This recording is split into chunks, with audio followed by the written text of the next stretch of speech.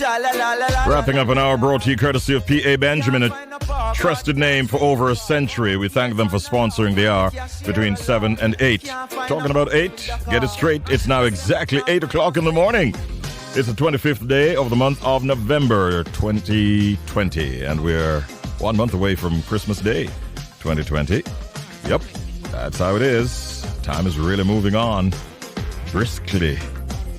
We start the hour on a Wednesday with Real Estate Today, and the sponsors of that segment, Real Estate Today, is of course, and as always, Howard Johnson Realty Limited of unit number 15, Ligonier Post Mall in Capital City, Kingston 6. Now, the topic for discussion today inside of Real Estate Today is the components of a good offer.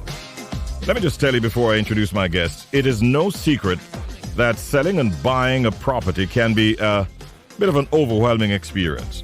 If you're going through the process for the first time, you may have questions about what makes up a good offer.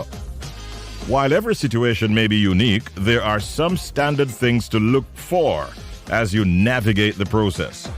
And now I'd like to introduce my guests. Once again, we have with us Howard Johnson Jr. of Howard Johnson Realty Limited. Is he present? Good morning, Howard. Present. Good morning to you, listeners. Good morning, Richie Lee. Welcome, my brother. All is well? I suspect. Yeah, man, everything is good. All right, Howard. Good to have you here. We also are joined by attorney at law at Nunes Coalfield de Leon and Company. We're talking about welcoming Mrs. Terje Sherman. Good morning, Mrs. Sherman. How are you today? Morning, Richie. I'm good. And you? I'm doing well, and we're happy to have you on the program, too. Yes, thank you for having me. I want to start with you, Terje. In real estate terms, what is the legal definition of an offer? So an offer is really a proposal made by a buyer or seller to either buy or sell a property. The offer is usually a written document that sets out the basic terms and conditions of the sale or purchase. So commonplace in Jamaica is for the buyer to make an offer to purchase a property that they're interested in. Mm-hmm. I've heard that there are 3 elements required at common law for an acceptable offer. Can you identify those? Yes. So firstly, the offer must be communicated, whether orally or in writing. So, for example, if a purchaser is buying a property from a family friend, they could simply make an oral offer, say, hey, I want to purchase your property. Or if it is that it's a purchaser going through a real estate broker, for example, Howard Johnson Realty Limited, they could make it in writing on the offer to purchase form. Okay. So, yes, go ahead. Yes, go ahead. Okay, another element is that the offer should be definite and have specific terms. So, for example, it should state the purchase price, so what it is that you're offering to buy this property for, and a timeline for the payment, whether 60 days, 120 days. So it should be definite. And lastly, there must be some form of commitment. So the purchaser should be committed to honoring the terms of the offer. So they should be serious about what it is that they're putting on the table. Mm-hmm. As for acceptance of the offer, are there different ways that can be done? Yes. The element it should have is acceptance of an offer requires some form of expression of agreement with the terms of the offer. So if an offer is made by a purchaser, the seller should clearly accept that offer. So we usually recommend that an offer is accepted in writing. Okay, got you. Let me swing over to Howie now. Howie, is a good offer all about the offer price, or is there more to it? There is more to it. The price is a good start, but oftentimes persons ignore the terms and conditions. The time to close a transaction is very important to a vendor. For instance, you may have someone who will say, I will take 180 days to close. Another person offering the same amount may offer 90 days to close. Another person 30 days to close. If I am the owner and I'm seeing that I can get my monies in 30 days, then obviously I am going to go with the person who can close in the shortest possible time. So when presenting your offer, I had a business partner who always mentioned, put your best foot forward. So you want to put your best price. You want to put your best terms and conditions, including the closing time. And there are some persons who may be very demanding. I needed to fix the roof. I needed to change out the gate. I needed to remove this and remove that. If those are your conditions, then the owner may look for someone who is not as demanding. Mm-hmm. So again, you have to be very mindful as to what you want to, as Terje mentioned, communicate to the owner as your intention. Mm-hmm. The element of counter offers, that sometimes pops up in these negotiations. Who makes that? Well, I usually explain it when I'm doing my lectures that it's like going to the market and you see a dozen mango and they say, how much a dozen? And they say $250.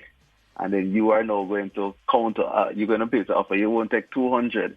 The lady's going to say, she's going to counter offer and probably say, if you have 220, give me and go on. So it's really the bartering between the purchaser and the seller. So you're going to put your initial best foot forward. If that is not satisfactory, the owner will respond with a counter offer, and you know as a buyer would have a choice to accept the counter offer or put forward another counter offer until you have come to an agreement where both parties are okay with the terms and conditions. And hopefully the property is still available after these several counter offers, because that's not always the case. You don't always have the luxury of time when doing those back and forth, and that's why it's always good to put your best foot forward. Absolutely. I want to bring back Terje right now. Terje, what are the reasonable grounds that a home seller can use to terminate an offer?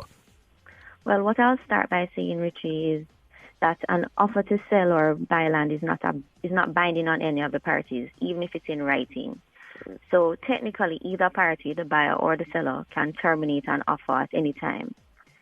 So the parties are not bound until a sales agreement is signed. However, just as Howard was saying, one of the main reasons a seller may terminate an offer is in an instance where to them they are getting a better offer, something that's more attractive. Mm-hmm. So if somebody is coming at with a higher price or willing to close for a shorter time, that may be a more attractive offer to a seller who wants to get the money quickly. Or, for example, one purchaser may be coming and saying, hey, I'm a cash buyer. Somebody else may come and say, I'm going to go through a mortgage process. The mortgage process is a little longer, so it may be more attractive for someone to terminate if they're going to get an offer that swings them the other way. Okay, got you loud and clear. All right, Howie, it's time for us to get the tip of the day. Do you have one? Yes, I do, Sir Richie. The tip of the day is always submit proof of funds with your offer. This will indicate to the seller that you are a good candidate who will be able to close and won't have problems funding the deal. So whether it be cash or if it's a mortgage, you need to... Yes. Provide the requisite documentation, a letter from the bank or a pre-approval or pre-qualification letter from the financial institution. And it's not difficult to get that, is it? No, it's not. Okay. All right. Good tip there to remember. Now it's time for what we call the deal on the edge. What do you have for us this morning, Howie? Yes, we have a 1-bedroom, 1-bathroom, fully furnished first-floor apartment located at the Brompton. It can be yours today if you would like. The house features an air conditioning bedroom and living room, in-unit laundry to lessen the laundry day hassle, covered balcony for relaxation, ceiling fans, and modern appliances. This property is in close proximity to New Kingston, which gives easy access to businesses such as banks, restaurants, and supermarkets. Some of the common area amenities include a covered parking, generator, water tanks, swimming pool, 24-hour security, elevator, gym, and much, much more. It's available for Thanksgiving, or if you want to move in before Christmas, it's available for immediate occupancy. We're asking you to contact Denise Tucker at 404-5842. That's 876-402-5842. That's Denise Tucker. And we're asking 110,000 Jamaican dollars per month for the furnished apartment. That's a high demand area. That should not stay on her hands very long at all. We're hoping it's gone by the end of the day. I thought you were going to say by the end of the program. Well, with 1 minute to go. Let's see. Let's see. 404-5842. Ask for Denise and go right ahead. I'd like to thank you, of course, as always, Howard Johnson Jr. And today we'd also like to thank Mrs. Terje Sherman. Thank you both for being a part of the program. I loved it, enjoyed it today, and you have a wonderful day. You Thank too. you very much. Thank you. All right, take care. Appreciate that. That was Real Estate Today.